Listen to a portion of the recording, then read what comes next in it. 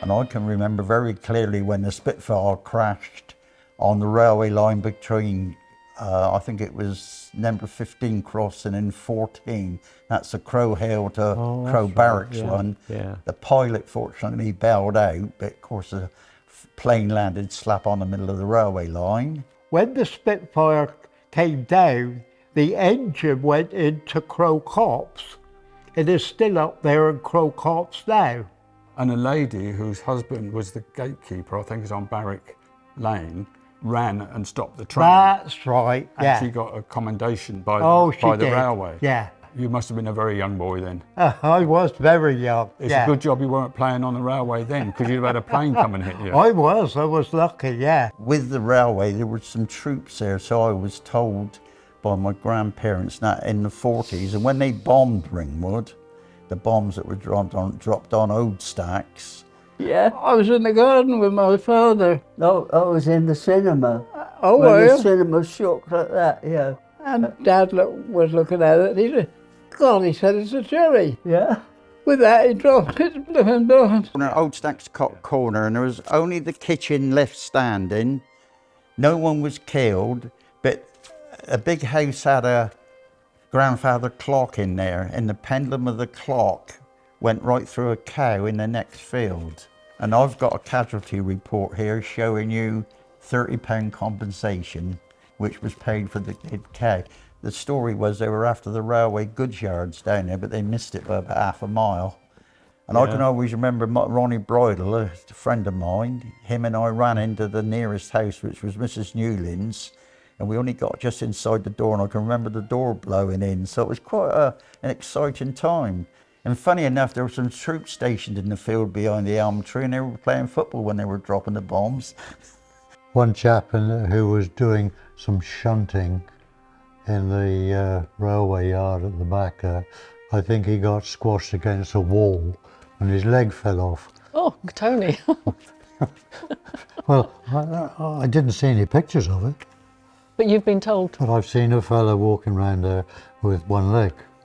Some of the crossing keepers were very understanding, and they knew within a minute or two when the train was come through, so they would open up the gates again and let us through. But this particular day, he was a rather unpleasant chap. And of course, you must remember, we were all cycling to work in those days, so there was about 40 or 50 cyclists waiting to get across the crossing. We all surged forward, and Jumbo James, his front wheel, got caught in the groove, and there was bikes, legs, arms, everywhere in this great heap in the road. So he was far from popular. I can only recall one, and it's a very vague memory. Some goods carriages, they came free and they ran all the way down through. I don't recall any damage other than to the gates that didn't open because nobody was expecting them to come down.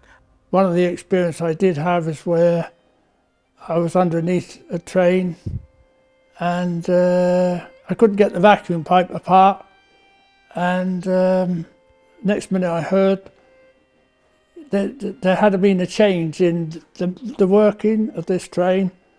Underneath the train I heard Stanley say, "Right away, driver," and I was wondering what to do, whether to lie down, let the train go over or dive out. And by the time I thought about diving out, the train started to move.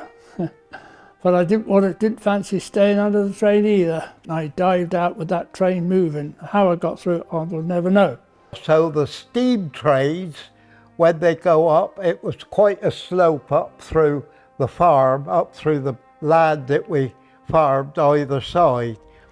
Shut the throttle off going down the hill, but then you had to open up the throttle in time to get steam up to go up the incline. And all the flakels would, when it got power on, would all go up in the air, all come down on the bank, catch all the banks alight.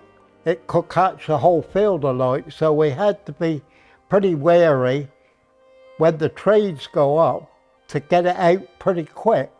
But they often let it burn. It saved the men trimming it then. Either side of the level crossing in Christchurch Road, there were thatched cottages, and on more than one occasion, the sparks from the train set fire to them.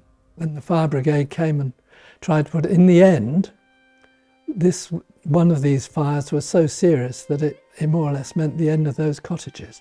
I caught the other side of the road once, but that was put out very quickly. What, where the Salvation Army Hall is? No, the other side. No, the other side of the railway line. Going towards Christchurch. Yeah, going towards on that side. That's yeah, thatch as well, yeah, if you remember. Yeah. They tried to blame when they burnt the hotel down on the Bickley. It was a hotel over near the railway line on the Bickley. That caught fire suddenly and burnt down. And so they said, "Oh, it must have been from the train from the railway." But it was never proved. One lunchtime, Old Mill Hotel. Hotel. That's it.